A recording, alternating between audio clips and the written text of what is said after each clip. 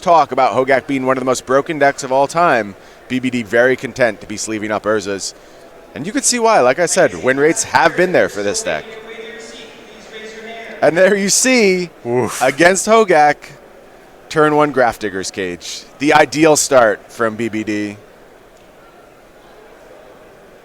Got to be pleased to see that one in the opener. Yeah, you get to play a lot of these hate cards. He's got a couple Nile Spell Bombs. He's got the Grafdigger's Cage. And you can tutor them up pretty quick in these decks. Yeah, I'll also point out BBD on a bit of a mulligan here. Looks like 5 cards was the starting hand. But coming into day 2, you start getting in the place where you probably have a pretty good idea what your opponents are playing. And it wouldn't surprise me at all if BBD was mulliganing aggressively to find some hate in this Hogak matchup.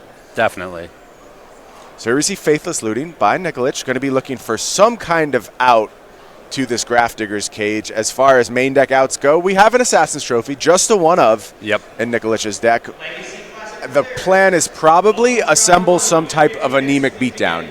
And it may be enough. BBD, like we said, card light right now. If Nikolich can quickly get on the board in the next few turns, he'll have a shot at playing through the hate. Just debating discards now for Faithless Looting. Yeah, we've seen the Hogak deck have the quote-unquote anemic beatdown plan many times. It's funny because even the anemic beatdown plan is a fine plan with the deck sometimes, especially against an opponent that's so card light. You know, a lot of the 1-drops have 2 power. Right. The 2-drop has 2 power. You end up with Vengevine, which has haste. You know, you can get after an opponent that has a clunky start. Yeah, anemic beatdown plan is almost unfair because we used to use that to describe Dredge a lot of times. And in that case, it was playing a 3-mana 1/2 flyer or a 2-mana 1/1 flyers, and that was your beatdown plan. Here, you have a bunch of 1-mana 2/1s, 2-mana 2/1s, and like you said, Vengevine, a hasty 4/3 for 4 mana. Those aren't completely unacceptable rates. You can get by on that, even in the modern format. And here you see Gravecrawler, Dryad Arbor, looking to get on the battlefield and make some attacks.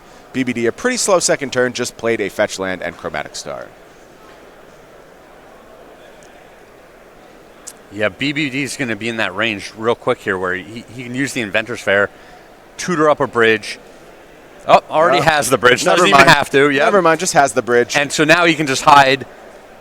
As long as his opponent doesn't find the Assassin's Trophy, he can just hide under this bridge, hide behind the cage, and he's going to be just fine. Yeah, I'll tell you this. If BBD can find second bridge, it's basically a hard lock. With only the 1 Assassin's Trophy, Nikolich will have too many things he has to answer. Right now, the priority has moved away from answering Grafdigger's Cage with the 1 of Assassin's Trophy and has moved to answering Ensnaring Bridge. Yep. It means the graveyard's just not going to be in play for this entire game. Here comes Hogak. One of the nice things about Hogak, Grafdigger's Cage, doesn't always shut it down. Can be cast from hand, of course, but not an answer for that Ensnaring Bridge yet. Can Nikolich find one before BBD gets all of the pieces online? As you mentioned, Inventor's Fair eventually going to go off, get the piece BBD needs to completely cement this game. Ticking time bomb, to be sure. Yeah, like you said, the second Ensnaring Bridge just locks this game out. I don't know how well BBD knows his opponent's list, but you know, the idea of the opponent finding an answer for 1 bridge is already difficult. Finding an answer for 2 bridges just seems nigh impossible. I agree. And I expect BBD to recognize that. So an impressive battlefield on Nikolich's part. Completely negated by BBD's side. And of course, BBD going to be gaining life from that Inventor's Fair. Keeping his life total nice and healthy. Got to crack Chromatic Star here. Take a draw off the top. Here's Nile Spellbomb. Graveyard's not a factor today. Yeah, he's getting them from all angles here. And you see why this deck has still found some success in this metagame. Profitably playing main deck Graveyard Hate. A lot of decks can do it. Few decks can do so without affecting their own effectiveness. And I think Urza falls in that category, very safely grabbing these hate cards. Have a result from our standard games. We have Shaheen Soorani taking down Jonathan Rosum's Bant Ramp in the first game, 1-0 in Soorani's favor right now. All right, so it's pretty doubtful that Brian makes a mistake here, but the Carrion Feeder is one of the few cards that can be worrisome if Brian makes a mistake. I mean, this game is I'm calling this one. This one's over, but if Brian was at a lower life total, the Carrion Feeder could potentially sneak under the Ensnaring Bridge if BBD gets jammed up with a card in his hand, right? Eat the whole team, and then pump to kill the opponent. Yeah, it's pretty unlikely, given how much mana BBD has at this point, that he will get stuck with a card in hand. Yeah, like I said, this game is over, but that's just one of the things that I think about when I look at these games. Mm-hmm. Yeah, that's how you see them slip away, for sure. As we expected, though, no cards in BBD's hand as he moves to this game. Nikolich going to cast Shriekhorn. Maybe he'll mill his opponent out. That's the plan now. I wouldn't do that. Not a whole lot of effectiveness to be found in his own graveyard at this point. Unlikely that comes into play. I was going to mention Nikolich with 3 Lotleth Trolls in his deck, and that card actually lines up pretty well against Ensnaring Bridge in a lot of scenarios. If they're unable to go Hellbent, it represents more damage than you would typically expect. Same with Carrion Feeder, like you mentioned. But with the pure Hellbent Ensnaring Bridge, that's a problem. Nothing small enough to get below that. I actually kind of like this little interaction we're seeing here. BBD wanted to search with the Inventor's Fair. Nikolich responds by milling him. BBD only has 2 Ensnaring Bridges in his deck. So if you say, I can't ever beat a second Ensnaring Bridge, hopefully I just mill it off the deck here. Yeah, did not. Did not. And we'll see if that's what BBD wants to go. Just pick up the second Ensnaring Bridge. Yep, absolutely. Quickly pulls that one out of the deck. Yep, just put the opponent in the hard lock here. And we'll have to see if Nikolich wants to concede to that or wants to keep this farce going for a while. If he's going to make us sit through this for another 8 or 10 turns. I guess this is a potential turn where an attack could happen. It's not going to. BBD does draw the 1 mana spell. It's in the form of Pithing Needle. Nikolich thinking about responding to that. Doesn't want to lose access to that Verdant Catacombs. Is going to fetch.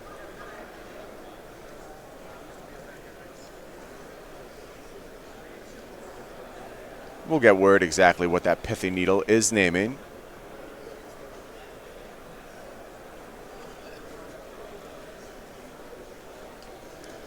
BBD says, what you got? Answer's just going to be not much. Oh, yeah. Sweet mercy. And that is going to do it. Nikolich is going to scoop them up. Thank you, Ben. Thank you. We truly appreciate your judicious scooping in that scenario, recognizing when you were just beat. We're going to go to sideboards now, and this gets much more interesting, I believe, in the post-board man, it gets games. So much more interesting. We're going to start over on BBD's side, where you see 2 Plague Engineer, 2 Fatal Push, 2 Ceremonious Rejection, 2 Wear Tear, 2 Tezzeret, Agent of Bolus, 2 Thoughtseize, 3 Leyline of the Void. I think we know where we start in this matchup, Leyline of the Void, of course. Yeah, of course the Leyline is the easiest place to start here. What about beyond that? And beyond that, I like the Plague Engineers in this matchup. If you think the opponent's going to side out all of his creature removal for Artifact and Enchantment hate, which is the most likely scenario, the Plague Engineer can come down and just jam up the zombies and really be effective in these types of games. Yeah, I agree with you. I've been impressed by Plague Engineer's effectiveness in this matchup, actually. Why don't we go to the sideboard for Nikolich? There you see 4 Force of Vigor. This has become kind of the default mode of anti-hate card, and It was a big upgrade for the deck when people got away from Nature's Claim and moved to Force of Vigor en masse. We see that. We see 2 Assassin's Trophy, another way to navigate those Leyline of the Voids. 4 Collective Brutality. I love that change, too. A lot of really smart innovations going on in the sideboard of Hogak still. Only 1 Thoughtseize, and finally 4 Leyline of the Void. What are you going to do if you're on Nikolich's side? So the 4 Force of Vigors are the easy addition here.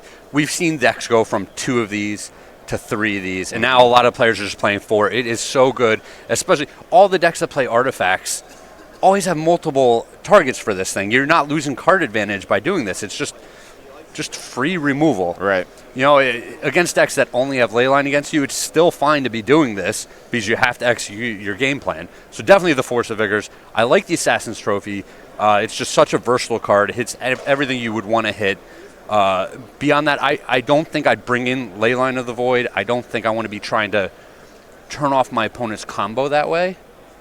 I think you're just, at that point, you might be diluting your own deck too much. You're bringing in too many cards. Yeah, I agree with you there, Craig. I'm just looking to get these Force in my deck, get the Assassin's Trophy in my deck, basically get some Vindicates against BBD's very heavily artifact-based strategy. Well, if you're looking for the hottest tech, the sideboard moves to make, if you wanted to know that Force of Vigor was the future of Hogak, good place to stay abreast. You go over to the SCG newsletter. You'll get it right in your inbox on a weekly basis. Some of the greatest hits from our articles. Usually we'd pop up my smiling face right now. I'm sure it's coming any second now. And any moment you're gonna see this beautiful SCG newsletter just floating across. There it is. Look at that. Dang. I was just chilling in the side, waiting to tell you how Living End is back from the dead is a point I really needed to wrap my head around before I could spew that in your face. When is that picture from? That picture is my GP Atlantic City top 8 picture. All right. When was that? You look younger in that picture. I was definitely younger. I mean, that's a necessity with a picture in general. Well, correct? yeah. Like, that's how they work. But that particular picture, I believe that's 2015. Okay, not that long ago. Not that long ago. Oh, I've aged terribly. I'm on the verge of death, basically. But, yeah, only going back about 4 years there. Yeah, were you in there, like, was this a hipster phase for you? No, I just have my glasses on. I mean, sometimes I wear my glasses when I do coverage. Well, this is more beard than I generally see you with. A little bit longer beard, I guess. Yeah. No, I was actually practicing law at this point. I was in my big law firm job. So you had to already mature out of the hipster phase. I guess so, yeah. Like, I think that's a requirement of the law firms. Right. As soon as you walk in the door, they shave your handlebar mustache. And they're like, this isn't going to fly here, son. Back to the SCG newsletter, though. You can get highlights from our best articles, upcoming SCG tour dates, locations, learn about those IQs going to be near you, and also SCG game nights. And as we mentioned, completely free. Go to go.starcitygames.com/newsletter. You can check that one out.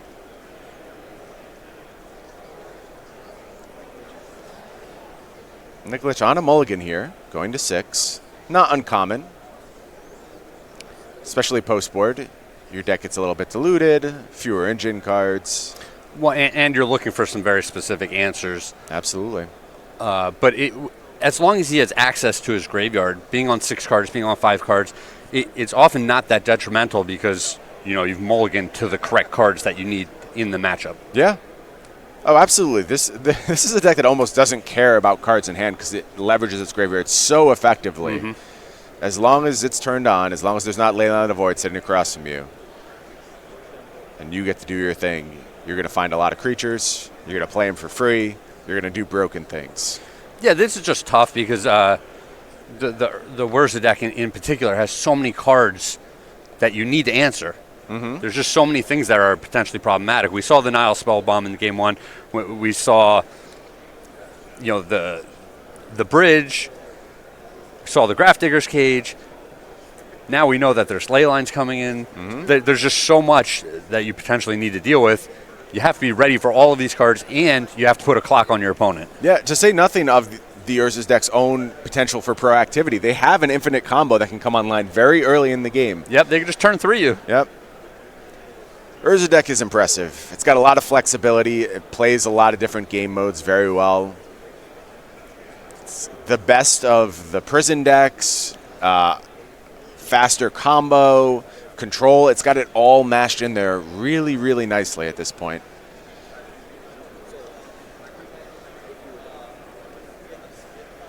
It's going to be interesting, too, because this deck has found success in the face of a metagame where the best deck is playing 4 Force of Vigors.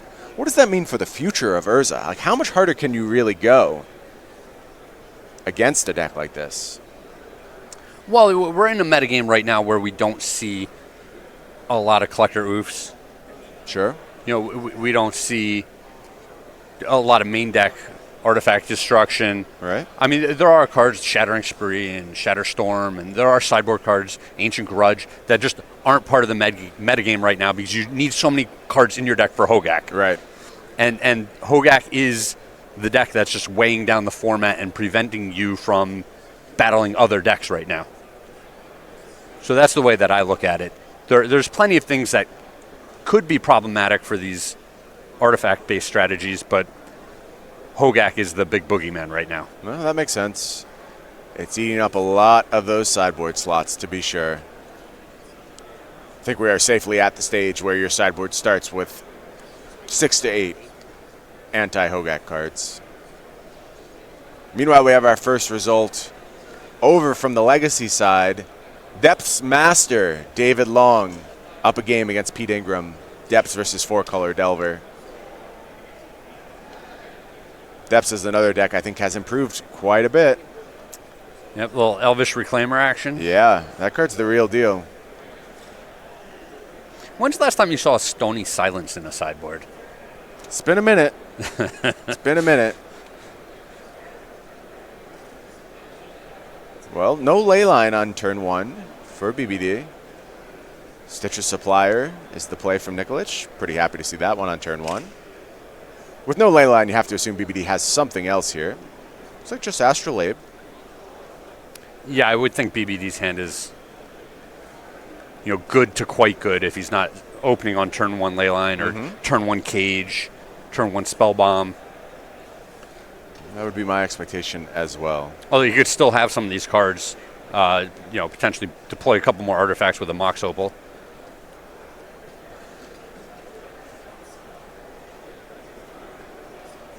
Looks like no, and it looks like there's going to be another Stitcher Supplier. There's the Hogak. And this is the start right here. Yeah, nice little start from Nikolich. Also found a Bloodghast on that mill. That may be coming back. We'll see if he's got the land here.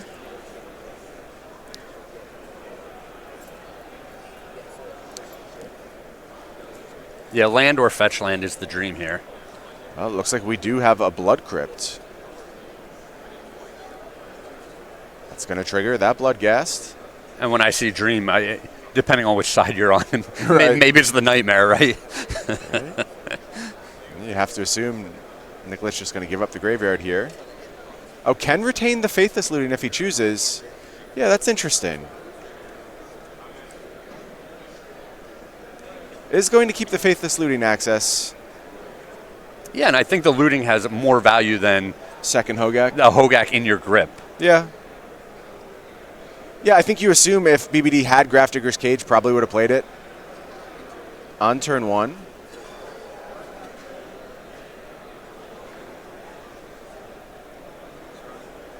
So I think I like that approach by Nikolich. We do have our first result. Shaheen Soorani takes down Jonathan Rosum, Esper Hero, over Bant Ramp. Here's a Thopter Foundry from BBD.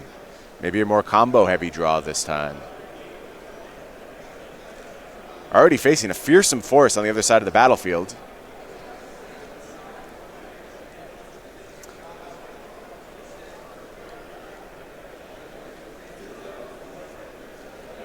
And I love this. The bubble myself, figure out if I want this card, have the fetch land to shuffle it away. Yep, just smart sequencing. Just a little extra value.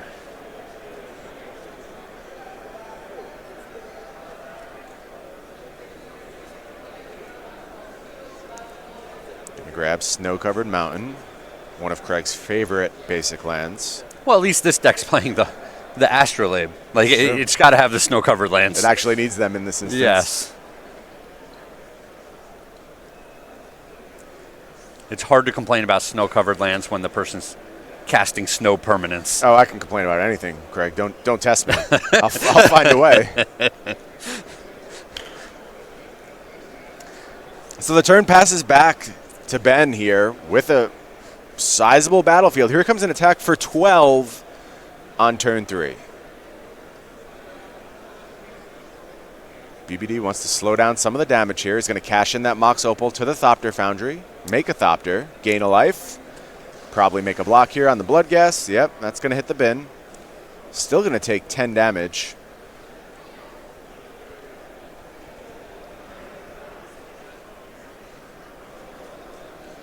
Nikolich, though, with another land. Able to bring back that Bloodghast. Gets down to a little Faithless Looting action. And I'm a little surprised to see the Mox cashed in there. It's just one of the few ways that BBD can keep up with the explosiveness of the other deck.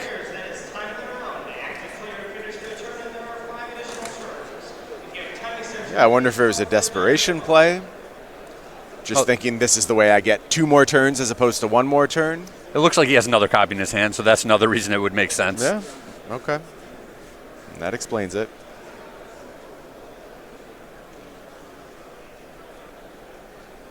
A second copy of Thopter Foundry. Generally, that's not as good as the first one.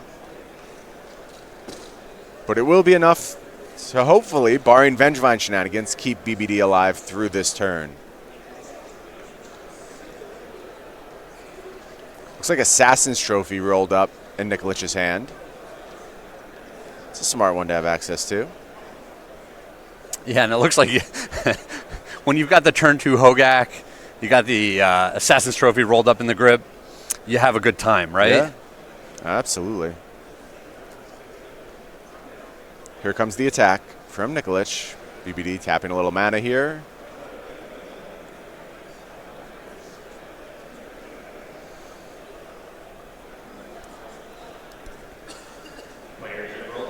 So we're cashing in the Astrolabe for a Thopter. BBD up to 11.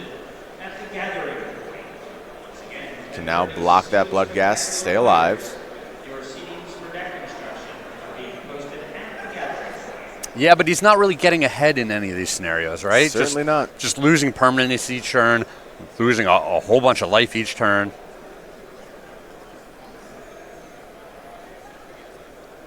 Looks like BBD is debating making a second Thopter here.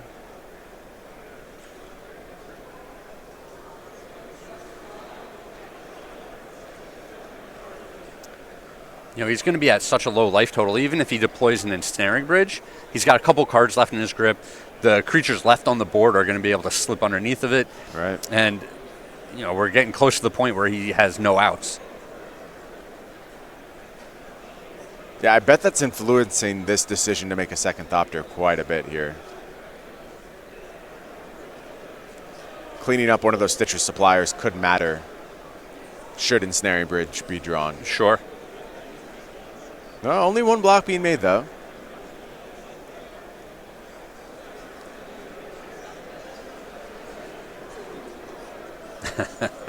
Get that Thopter out of here. Swapping in a Nick Miller instead. Looking good, Nick. Another Stitcher supplier from Nikolich finds Vengevine Hogak. Not bad. BBD really put to the test on this turn. Going to need to find something quite good here. Gains a life from that Inventor's Fair.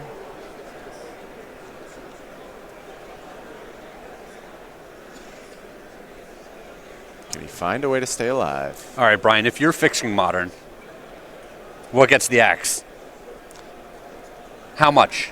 A lot. A lot? A lot. You're going to remake the whole landscape. If I don't have to consider reality, like this is a scenario where you've given me unlimited power to redo things. Yeah, you want the format to be good. You're not worried about the externalities. I think the goal of a turn 4, a fundamental turn 4 format was a noble one. Mm-hmm. I think we've fallen so far from that to get back to it would require some very drastic steps. Well, it's right. Like, to me, Hogak is still, you know, it's kind of a turn 4 deck, right? Like, it does not kill you on turn 2 or 3. It has to attack a couple times. I think it masquerades as a turn 4 deck. That's the problem. It's just so far ahead on the second turn. Right. I mean, the game may not end till turn 4, but it was over on turn 2, essentially. Yep. When you're playing against Hogak. And this game's over. Hogak evens up the match 1 game apiece. BBD unable to find anything really there. A surprising keep on 7, I think, but maybe just relying on the fact that if his deck has lands and spells, it churns. It sees a lot more cards. And I think under those circumstances, if you have a functional hand, you're very inclined to keep a lot of the time. Yeah, we did see double chrome Mox, so he had the Mox Opal. Moxie, thank you. Double Mox Opal. He had the mana to do kind of whatever he wanted. Right. He had the Astrolabe to cycle a card. He had the Bauble to cycle for a new card. So in this way, his hand looked good. Mm-hmm. It just seemed like he didn't draw into anything that was effective at combating what his opponent was doing. Exactly. And that's a tough question, right? Like, do I keep this hand that looks pretty good, that could draw into something good, or do I mulligan for the specific things that I need in this matchup? Well, I think it's amplified for BBD's deck, which is very much an engine deck. You want to put all these pieces together. Yep. You kind of need a critical mass. So it's more incentivized to avoid mulligans than much of the modern format. Sure, yeah. He started with a lot of the engine.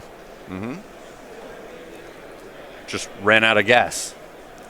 But you didn't give me your short list. Okay, back to your question about modern. There's kind of two ways I would approach this problem. One is blow it up. And I actually don't believe this is at all realistic because there's too much investment in modern. Like, you can't just negate players' investment, and you have to be respectful of what players enjoy about modern and the money they've put into it. So I'm not actually proposing this is the solution. I'm just saying, like, you give me this infinite power, this magic wand where I could somehow make players not sad that half their collection is now worthless. So you're telling everyone fire up their Twitter account. Right. Ready to just hit you with both barrels here. Absolutely. Yeah, all right, let's see this. But I would ban a whole host of cards. I would ban most of the fast mana. So Mox Opal would be gone. Simian Spirit Guide would be gone. Hogak would be gone just on raw power level. It doesn't make any sense to keep that card around. Do you call Manamorphose? Manamorphose would go. This absolutely. Qualifies as fast mana? Yeah, okay. Absolutely. Faithless Looting would go. It's just too powerful for the format.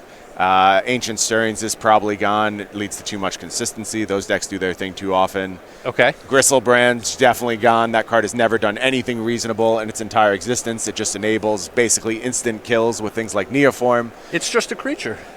You would think so. So that's my starting point. I like that list. Beyond that, though, I would basically have a flat policy that if a deck proves viable, and I would also put Pure Steel Paladin on that list too. Just because if you're slowing the format down, like, my goal is to get decks that can win on turn 2 out of the format. I know this is a deck that is at least reasonable that you can play. You're taking Mox Opal out, which hurts that deck a lot. It does, but I would just do it anyway. Okay. I would just do it anyway because, like, again, what good can come from that card? It's just going to either enable a turn 2 or a turn 3 kill or do nothing.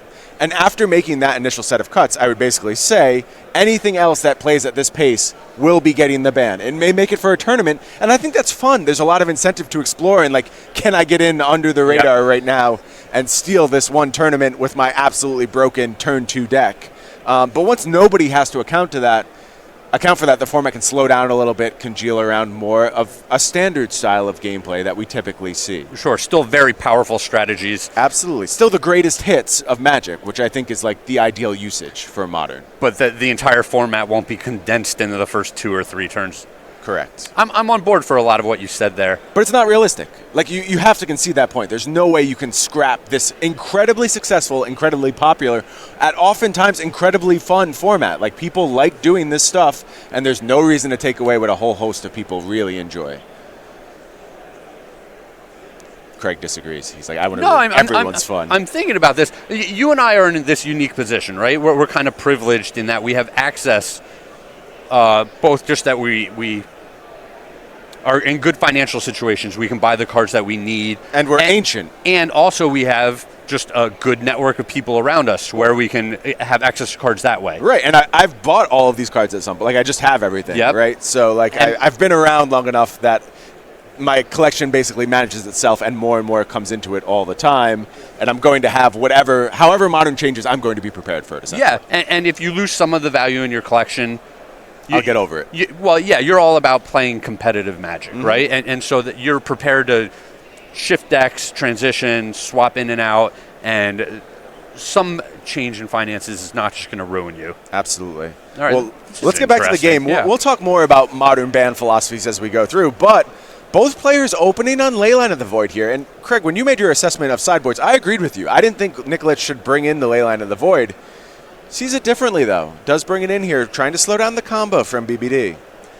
Yeah, I mean, maybe this is a play-draw consideration where he's like, I've got the extra card in my hand on the draw, so I can, use that extra resource to shut off what my opponent's doing. Also, BBD is on the play, so he's more likely to be able to combo out in time. Right. So those both might be considerations. They're not what I would be thinking in the matchup. I'd still want to be as aggressive as possible. And this card, it does not answer many of the problematic cards in the opponent's deck. No, it doesn't stop a cage. It doesn't stop an opposing ley line. It doesn't stop, the ensnaring bridge, and it doesn't pressure the opponent. And these are the only things that I'm worried about in this matchup. Yeah, I think the vast majority of BBD's game plans are unaffected by Leyline of the Void. The combo kill can almost be incidental at times. And honestly, how often do you see the Thopter Sword combo as the defining feature of the Urza matchups we watch? I'm not saying it never happens, but I would say it's in the minority of games. Well, especially in this matchup. Right. Where it's just all about BBD taking complete control of the game. Mm-hmm.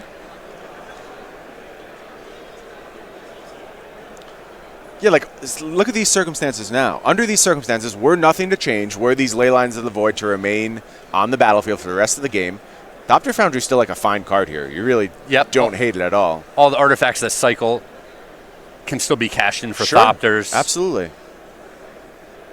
But, as we see, circumstances are about to change. Man, Force of Vigor is such a good card. It is. And here it's going to take out Leyline of the Void as well as Thopter Foundry. Pretty huge play from Nikolich. We do have a result in our legacy match. David Long takes down Pete Ingram 2-0, and that means this is the deciding game 3 for this entire match. So the force cards, in order to play them for free, it has to be the opponent's turn, which is supposed to kind of be a downside, right? Oh, it's not for Force of Vigor. Force of Vigor, it's like you always want to do this. Yeah. Like you have no problem doing it on the opponent's turn. Yeah, I mean, in a lot of cases you want to. Think about Inkmoth Nexus. It would be a worse card if you could do it on your turn.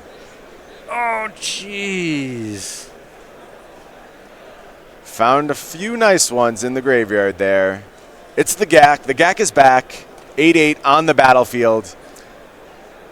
And you see why Force of Vigor is such an explosive card. Yeah, did we just play turn 2 Hogak through a Leyline of the Void? Did. It's just absurd. That is why we won't be playing many Hogaks in the future. Under any format, my theoretical format, this real format. Not long for this world is that card. Turn 2 8/8. Through Leyline of the Void, no problem. Yeah, ain't no thing. And it's crazy, too, because Nikolich is ostensibly down a card from playing the Leyline of the Void. Like, that's been a complete blank thus far this game. And, we can debate the merits of it beside that point. But regardless, whether it's good or not, it's a card. And it's a card Nikolich no longer has access to. Oof. Lost a card from the Force of Vigor as well. Just doesn't matter. Doesn't matter one bit. Icar Wellspring, not super impressive in the face of Hogak and friends. Yeah, that's an understatement. That is not the type of turn that BBD wanted there.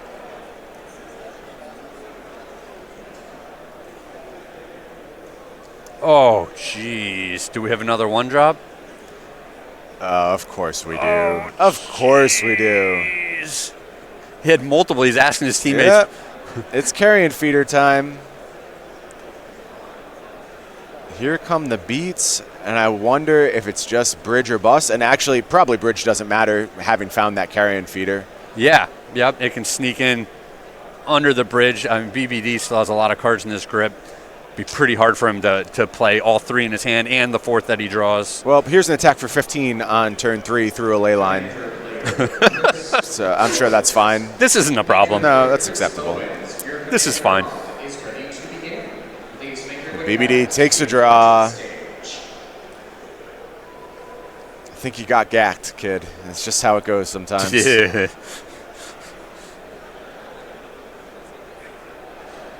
You're signing up to play Modern right now. You're consenting to this. I was about to say, be ready for this. If you're not playing this, you can't complain when it happens to you, right? Yeah, we know at this point. Yep. We know. Well, BBD at least having a think here. Teammates seem less interested than BBD is. How often do you use those tells when you're playing a match and the teammates get up and walk away? Yeah, they just have left the table. Yeah, you're just like, all right. I guess packing his bag up there. I guess I don't have to play around that XYZ card anymore. Well, here's another Wellspring. I'm not sure what that could have revealed. And, in fact, BBD is going to extend the hand, and that means Ben Nikolich and the team of David Long, Jonathan Rosum, and Ben going to take down Ingram, BBD, and Soorani 9-1 for Dave Long, Ben, and Rosum after losing